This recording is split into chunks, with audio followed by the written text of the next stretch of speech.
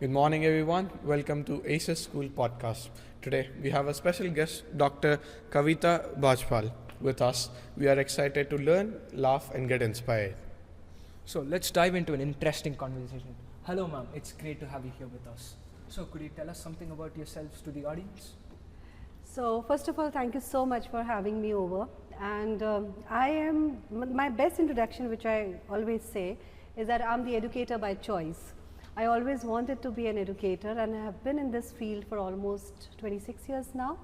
I've been into education leadership for a very long time, close to the 2 decades. And a lot of learning. This is one profession where the learning never stops. Beside that, I do write poem, I love nature photography, I love literature, I love the heritage, handicrafts, handlooms, you name it, and I love everything about the country I'm born in. So yeah. Could you tell us why you chose your career? Anything that inspired you? Of course, the good teachers around. I was blessed to have very good teachers. And that told me that, how a good teacher can give you the right direction. That is one thing. And second thing which I feel that teaching is not the career, it is the impact. So the career didn't choose me, the impact chose me. And I can see the impact of it because, as I said, I've been into teaching, into education for past 26 years. Whichever part of the world I go, whether I make any intent or I take any initiative, but I get to meet my students and they are doing so wonderfully well. So I think that's the best thing a teacher can earn, and I always say that what I've earned in my life is my students. So that has been a great journey for me. So, how was your school life like? In what sense? Okay, let me tell you. So my school life was, I was considered as a very diligent, studious student who was very talented as well, because never ever I had a fear of public speaking. I was participating in dances. I mean, you name the activities and I was participating. Of course, my school was having a lot of activities around. So that was the image for the teachers, that I was a very notorious child, which most of my teachers, they realized it after I left the school. So it was a combination, but yes, a wonderful life, very much supported by my teachers, very much encouraged by my parents, have best of my friends. In fact, even today, if you ask me, I have my best friend whom I met during my school days. So it's beyond, if I tell you the exact number of years, you might guess my age. So I would say it's more than 4-decade-old friendship which I had. Yeah. Did you face any challenges as a student? See, I tell you, our time was very different, right? It was a set pattern. Like going to school means it was like going to school. A teacher is teaching, that was also very well accepted, that whatever the teacher is saying, that is the best. We come home, we can't, even if I am saying that this teacher, I mean, this is what something I have not understood, my parents would never say that your teacher did not teach you well. My parents would say, you must be wrong. So we come from that era. So not the challenges per se, but I would say a lot of fun, a lot of trust, a lot of respect, a lot of faith is something which I have grown up with. And challenges, I would say yes, I had, but not in the school time, during my college. Because what happened is, the college which I was doing when I was doing my undergrad, so the first 2 years we were supposed to take 3 subjects, and the final year you are supposed to take 2 subjects at that time. So I was taking PCM, physics, chemistry and mathematics. In final year I so wanted to have math and physics, but my father insisted that I should go for physics and chemistry. So that was the only challenge I had, when I really had to put in all my facts on the table, that why do I want to choose the subjects what I want to. Otherwise, it has been a smooth journey. Yeah. So during your school life, did you have the stress that maintaining the position that you are on? Because as you said that you had a wonderful school year, so yeah. During that, did you have any stress of maintaining the position you have? And I tell you something very interesting. The word stress or the headache or the mental well-being or being in trouble or challenge, I think they were not there in our dictionary, never there, because we thought perhaps that's a way of life. Now when I look back, I feel, okay, how did I manage, doing my academics so well, being a topper all my life, then participating in all the things. Even I was a part of Scouts and Guides, and then I was a part of all the events whichever were happening, whether it is the debate competition or essay writing or a dance or whatever. Today I wonder, how did I do that? But trust you me, it was just a way of life. So the word stress, I think it has come to our life much later, or maybe recognition of this word came much later. So it was never, I never felt it. I enjoyed every, and I think if you ask any one of our age group or our times, perhaps everyone would come with the same answer. So it must be there, but we accepted it as a way of life. So never ever felt that way. That was interesting. Let's now move on towards some deeper questions. Okay. What is the one most important lesson you think that a student should learn in their earlier life? Yeah, that's very, very important thing. I think two skills. One is one should be a problem solver. That's very important. Rather three, should be flexible enough, and third one is resilience. Because I always, as you said the word stress, and I said it was never there. It's not that it never existed, but perhaps we never felt it because it was never identified, right? And of course today's time is very different. You people are having a lot of exposure, a lot of data is there, data explosion is there, right? There is a peer pressure which is all time high. There's a cutthroat competition which is all time high. So when we talk about it, I think for the students, why I have taken these three things, problem solving, resilience and flexibility, because that tell you that failure is not the destination, it is just a milestone which prepares you for better. So why I am saying, so that one can be prepared to face the failures, because this happens with everyone, right? So yeah. So like you said earlier, you talked about your college and stuff. Could you tell us how you would overcome failure or any other difficult situations in life? Yeah, so not as a student, but definitely in this journey of mine, a more than 4-decade-old journey. So a lot of challenges. I think the first thing is accept the challenge, that is one thing. Second is be ready to make the mistakes. Okay, that is second thing, because if you feel that everything is going to be perfect, it is never going to be. And the more you get into this mindset of perfection, more you feel stressed, more you feel challenged, more you feel overburdened and overwhelmed. So be ready to make mistakes, be ready to learn from the mistakes, and also about as I said, the failure should not stop you, right? So it happens, there are a number of challenges. So the evaluation, like why this challenge is occurring, what could be the quickest solution, not the shortcut but the quickest solution. Sometimes what happens, I feel okay, this is a challenge what I am facing, I give it a time to this one. I mean, I will not be running after any challenges. Sometimes you just have to give its own time, right? So you have to be very mindful what you are doing. Not necessary that every question to be answered immediately, right? Some questions can be answered with time. Some question maybe, if you are thinking on one question, maybe over the period of 2 days, 3 days, you will definitely find that you are finding a better answer. So it's better to be, as I said, resilient, that you will fight back, but you should be flexible, that you are not going to be so rigid in your approach. And also, as I said, problem solving, so you should be able to identify whether this problem really needs an immediate answer, right, or you can wait for.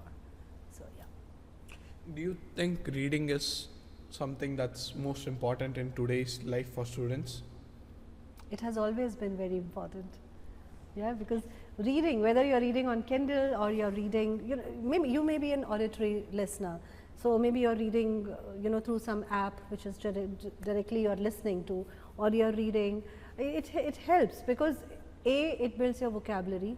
B, it takes you to the emotional journey. That's why I always say, read fiction, non-fiction, motivation. You should have a variety of reading, right? So it takes you through a journey where sometimes you get inspired, sometimes you feel, what if I have been there at their place, right? So it builds on to your imagination as well. So a lot of skills can be built with reading. So and of course the focus, which is reducing with each passing day. So reading is a very important activity for all age group. Why do you think then some students feel bored when they are reading books? It happens. They're not interested. Maybe they're not interested what they are reading. So sometimes a choice of book, sometimes a focus span, sometimes they are not the reader. They maybe if you tell them the same thing in the form of a story, they would rather absorb is better. So it all depends, like how do they want to, but it's about the good data which should go to them, which should go to all of us for that matter. It's about the good knowledge, and even if this is a fiction, should have a meaning, just not the random fiction it should be. So I think reading is should be taken up as an activity, and more we take it as a mandatory or a compulsory activity, more it becomes a part of your life or a way of your life, and then you get into. But yes, there are struggles, not necessarily everyone loves reading. We have to inculcate this habit. But sometimes they do get distracted, right? So how do you think they can get motivated? Because some students really don't like reading. It's not only about the students, it's with the adults also. I was reading it somewhere, so the focus span, my question to you now, what do you feel, what is the average focus span of an adult these days? Let's talk about adult, and then I'll come back to your age group. I would call it kidults, right? Kid and adults, yeah. Well, I think it really depends on what they're focusing on. I mean, if it's interesting, definitely they'll focus on it. But it's 12 seconds. 12 seconds. Every 12 seconds we need something new. Our brain is getting conditioned in such a manner that it needs something new, because social media is full of those reels and those snippets and everything. Even if you see, when you are just scrolling down, you don't stick to one reel even for by the time it gets over. You just move to the other one, right? So I think it's about, I think schools and teachers are going to play a major role here when you talk about reading, to develop certain skills which enhance the focus, right? Even the puzzles, the games. So reading is, it may be introduced to at a certain stage, but before that we have to build the ground for reading. So maybe, being introduced to good authors, being introduced to the classics, which may not be relevant today, but they are the classics. So maybe through storytelling, creating the interest, through certain activities, bringing the focus span, working upon the focus span, and then introducing books. But as you rightly said, this boredom, it is there. People do get bored. So certain efforts have to come from within also. Take it as a mandatory, as a compulsory activity. If we don't like studying, I mean, at least in my case, I say I never liked studying for the exams, but that was something which used to happen, right? So I had to condition myself. Same way, I think if we take it as a compulsory thing, that we have to read it, whether it is 1 page, 2 page, it has to happen. And I always tell the teachers, there is a very important, very interesting activity, if you have ever heard of DEAR, DEAR.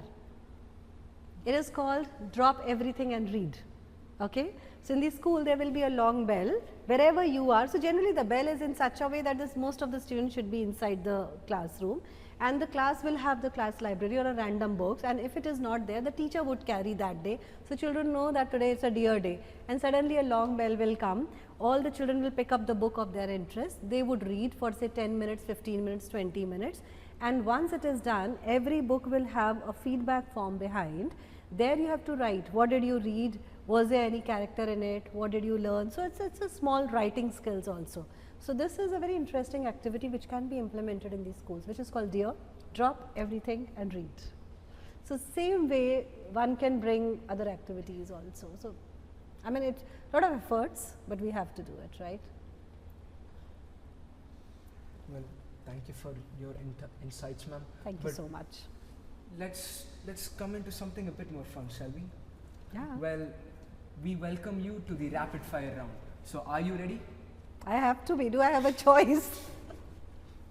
Okay. Tea or coffee? Tea. Books or movies? Books. Morning or night person? Both. Depends. Online? Let me clear it. So if it is for my yoga, it's morning. If it's fun and frolic, then evening. Okay. So online education or offline education? Definitely offline. Human touch is very important. Now another few quick ones. One word to describe success. Resilience. One word to describe students in today's world. Challenged. Your favorite hobby? Reading. Well, and finally, your favorite book. I have read many books, but Homo sapien is a recent one. Ikigai is the another one which I really enjoyed reading. Maybe one from each section, fiction, non-fiction. See, I read Indian literature a lot. So if you say from the fiction side, there are multiple books. I mean, it depends upon the mood. I can pick up any one. So I cannot choose, but yes, I have a couple of few favorites. Yeah. But I definitely enjoy reading the short stories by Rabindranath Tagore. That's my all-time favorite. And non-fiction, it could be any. I mean, it depends. So what about Shakespeare? I'm not a great fan of. Not a great fan of. A very honest confession, yeah. Well, but what genre do you like then? In books, I said it depends upon my mood. I can read anything. I can also read sometimes short stories. Maybe sometimes I can read about the heritage. That is something which I really love. You know, with the place whichever I'm visiting, I would read a lot about that place, the handicraft there, the way of life there, what has been there as a heritage side of it and site of it. So it depends upon my mood. So I mean, there is no fixed genre. It depends like what I want to read. If I'm traveling, then maybe I can pick up some fiction book because I know that I can finish in these 3 hours. So it's like that. Okay. A person who you are inspired by. My parents. Yeah, big time. And finally, one habit that students should practice, or what would you recommend them to? See, if you say not that this entire discussion is going in one direction, that is reading, but I would say read, because that gives you a very different perspective of everything, right? It builds on your vocabulary. Where the moment your vocabulary is good, you feel more confident while communicating. So it builds on your communication skill. Your vocabulary is good, you are able to communicate, then you will be able to write well as well, right? And more you read, more you get to know what was there in the past, what is happening in present, and what's going to be the future. So I think read is the only word which I recommend strongly. So since we talked a lot about reading, Yeah, you can move to a different topic also, don't worry. it's okay. What made you interested in books?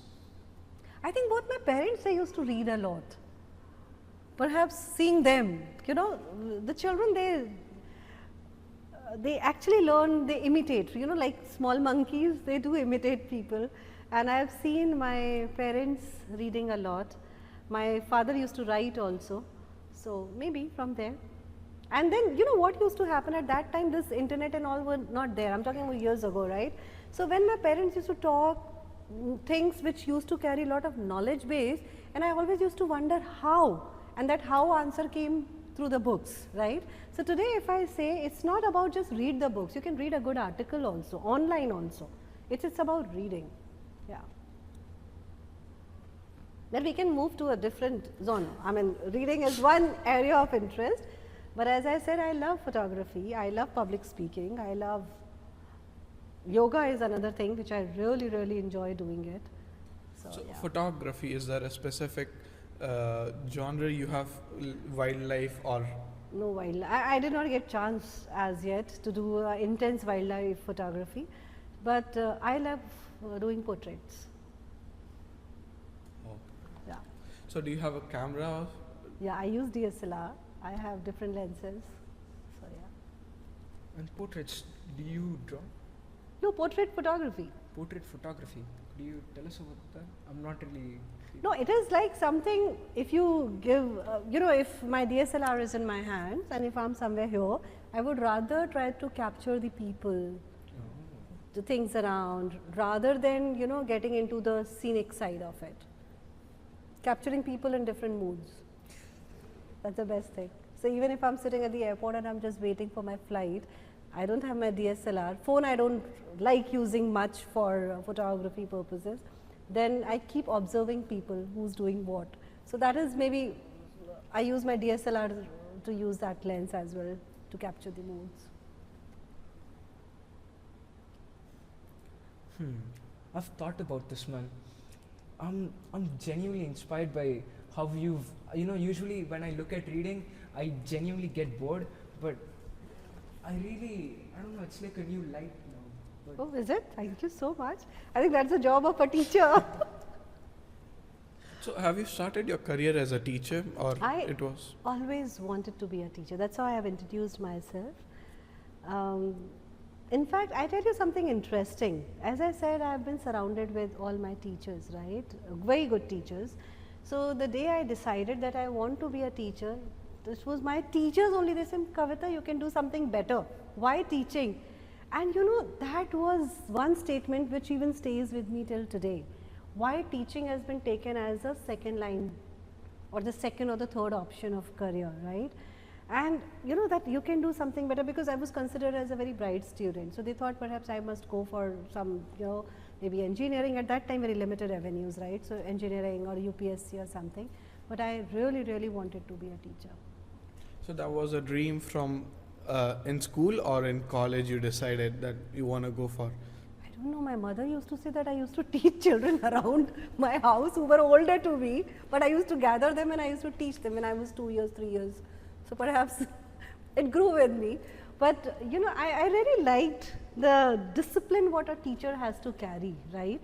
And also in the case of teacher, the learning never stops. So people ask me, like, what is one thing, what do you want to do today? If given a chance in a school, what role will you take? I said, send me back to the classroom. I think that's the best thing to happen ever, I mean with me, so yeah. So that's the fun part of the job. Oh, I love it. And my subject was very boring though. I used to teach math and physics. But yeah, I enjoy it. And since we are talking, so I must tell you, I feel so proud when some of my students who come from quite affluent, huge business houses of the country. I mean, if I name the brand, you will immediately say, oh, such big brand. And they chose to be a teacher.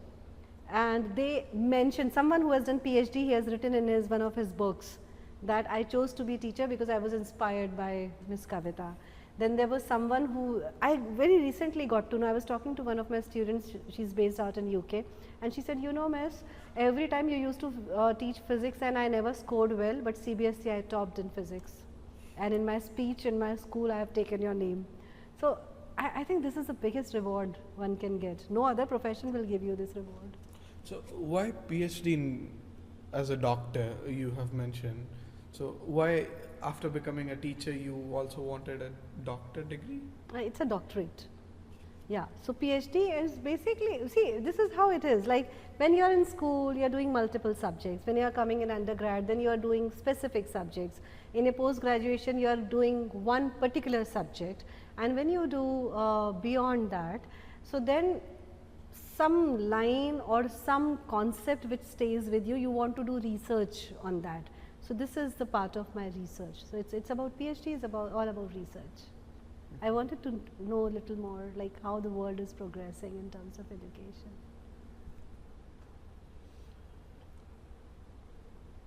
I can ask questions. Sure. Yes.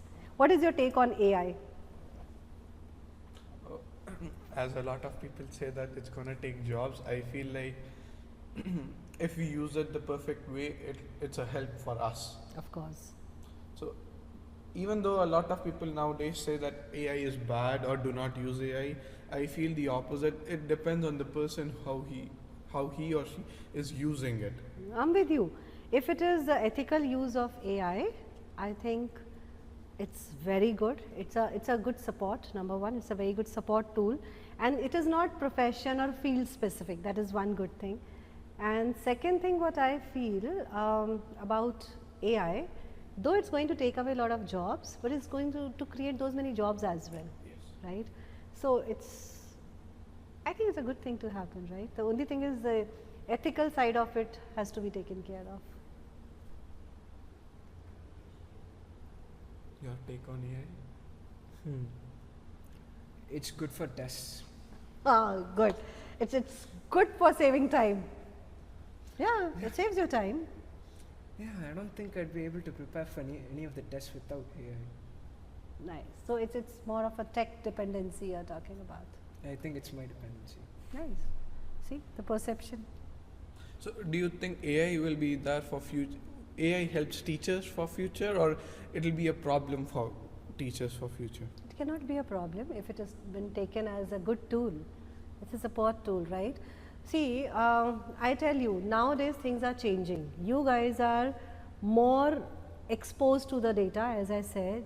Technology wise, if I buy a new phone, I will not wreck my brains to understand the new features. I would rather go to my daughter to tell me the features, right? Because you guys are so pro technology now. So AI is something which is there to stay, which will evolve with time, but every good thing comes with the cons of it, or the other side of, wrong side of it. So I think the ethical side of it has to be very well taken care of. And for teachers, I think it's a very good tool, because at least they will grow with the time, right?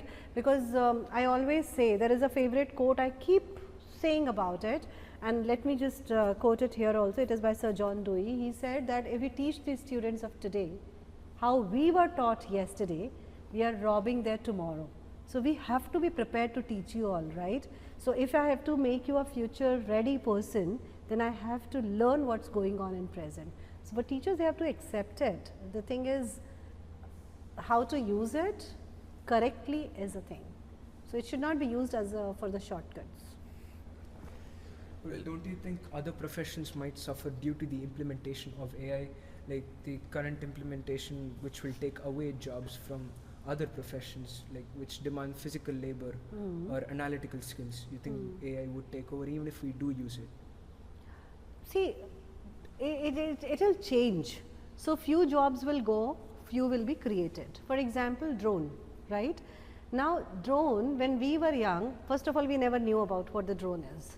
Second is drone pilot is a profession. Now you don't have to go anywhere, you don't have to be there in that to fly it, right? But you can do it using technology, correct? So it's about creating the avenues. Now same way it will happen in different professions. For example, surgeries, now robotic surgeries are happening, correct? So all those things, but you know, who are the brains behind? The humans. So it is creating the jobs also. The only thing is, now the whole world has to change, the entire education system and the perception and the delivery has to change to build more the competencies, more the future ready skills and more analytical skills, which are facts and data driven. Well, how would you recommend the teaching industry or the teachers to utilize AI for us or for themselves? I can't recommend, I can talk about myself. So I think the training is something which is very important. First of all, they should know what they are going to use, right? Yesterday only I was reading one article, I was reading one article. So it was, there were 5 AI tools were given, and every AI tool was given its own, you know, the expertise, I must say, or the functionalities, right? So ChatGPT was there, then Cloudy is there, then you know, your Grok was there, Gemini was there, and one more was there. So there were total 5, and each one was having a different you know, expertise or different way of helping you. Now as a teacher, if I am going to do, I should not be dependent on, first of all, one say ChatGPT or one AI tool, right? Also, if you see, there is a disclaimer which comes in, which says that it is an AI tool, don't depend fully on it, do the fact check. Third very important thing is, which I feel everyone should learn, is a prompt engineering, right? Because unless you're putting in the right prompt, I mean, you'll keep telling and it will giving you some nonsense only. I mean, it will never reach to the right result what you are looking at, right? So it all depends. The prompt engineering is something which I really want teachers to know. Second is, I want teachers to not to take it as their master, rather take as a support tool. So they have the knowledge base, they just have to, suppose sometimes they have to align, they have to create a lesson plan, or they maybe have to creating a question paper, but they should be giving the right kind of the prompt, so that it should not be a trouble for them or trouble for others in future. So it's all about understanding the which, or maybe sometimes they have to do the fact check, right? If you use Grok, it gives you good facts. Most of the time it gives you the correct facts, and it gives you a very, I would say the emotional, sentimental statements also. So you feel as if you are talking to a human. So it all depends, like the right choice, making the right choice of the AI tool is very important. And I think for the teachers, again, they have to explore a lot, they have to read a lot, they should be trained by the trainers, and that's how it is, yeah. Do you think AI will help for homeschooling? Of course, big help, yeah. In specific place, if you could mention in homeschooling, AI would help. See, homeschooling is quite an unorganized sector, right? So you cannot actually give the templates there that here it will use, how we can talk about schools, right? So it all depends, how do you use it? Now what I see is, I may be, many of you may not agree to it, but what happens in homeschooling, if you are going for hardcore homeschooling, the child feels the isolation. You know how we all felt during COVID, the feeling of isolation. Maybe AI can resolve it to a certain extent, that is there. However, AI can also, keep the person who is conducting this home schooling entire thing updated what is happening in the outside world, that is the another thing. And third one is, sometimes if suppose I am a working mom, still I am preferring the homeschooling for my children, in that case that becomes my support tool. So, but AI is right now, it's like a black hole, there is no end to it, there is no clarity on it. However, it has its own pros and cons, but the policies are in making. The ethical AI is becoming more and more topic of discussion, people are understanding it. So, but yeah, I mean it is like nuclear power, right? It has its pros and cons both. So it has to be dealt mindfully and very progressively. Okay. Nasli. Well, thank you for being with us, and we hope you enjoyed our interview. And to stay in tune for more exciting episodes, stay tuned with our ASIS